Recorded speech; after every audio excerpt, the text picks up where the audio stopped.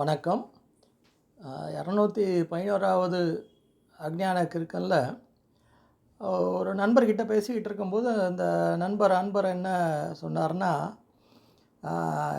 என்ன சார் ஒரே கஷ்டமாக இருக்குது, ஒரு வேதனையாக இருக்குது. ஏன்னா எப்போ பார்த்தாலும் ஒரு சுடுசொல் சொல்லக்கூடிய, ஒரு பொறாமைப்படக்கூடிய, வந்து நம்ம ஓரளவு எதிர்க்க நல்லா பேசுகிறாங்க, ஆனால் மறைமுகமாக நம்மளை பற்றி இது பண்ணுறது மனசே உடஞ்சி போகுது சார்.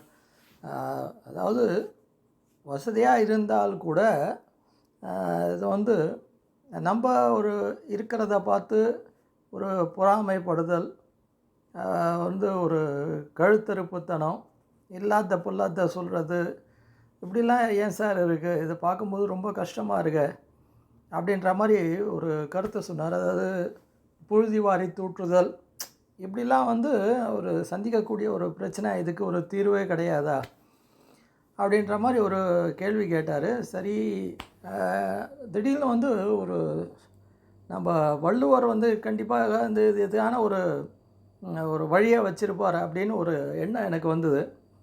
அப்படியே சரி அது தேடி பார்க்கும்போது அதில் ஒரு குறள் என்னென்னா, இந்த எதிலார் குற்றம் போல் தம் குற்றம் காண்கிற்பின் தீதுண்டோ மண்ணும் உயிருக்கு அப்படின்ற ஒரு குறளை நம்ம திருவள்ளுவர் சொல்லி வைக்கிறார். அதாவது ஒவ்வொருத்தரும் மன கஷ்டத்தை அனுபவிக்கிறாங்க.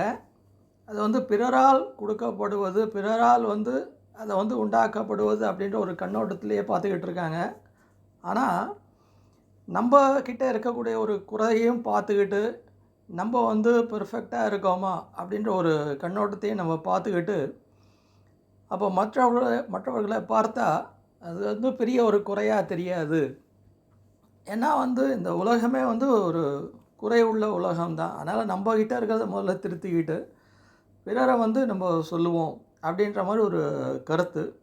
அந்த கருத்து தான் எனக்கு ஞாபகத்துக்கு வந்தது. ஸோ எல்லாருமே தங்கிட்ட இருக்கிற ஒரு குறையை, ஒரு கஷ்டத்தை பார்த்தோன்னா இந்த தலையில் கையை வச்சுக்கிட்டு உட்கார வேண்டிய ஒரு நிலைமை ஏற்படாது அப்படின்ற ஒரு கருத்தை பதிவு செய்யணும்.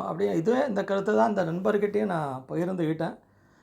அதனால் நம்மக்கிட்ட இருக்கிற ஒரு குறைகளை நம்ம களைய முற்பட்டோமானாலே ஒரு பெரிய ஒரு துன்பம் இருக்காது அப்படின்றது தான் இந்த பதிவில் நான் சொல்லணும்னு ஒரு ஆசைப்பட்டேன்.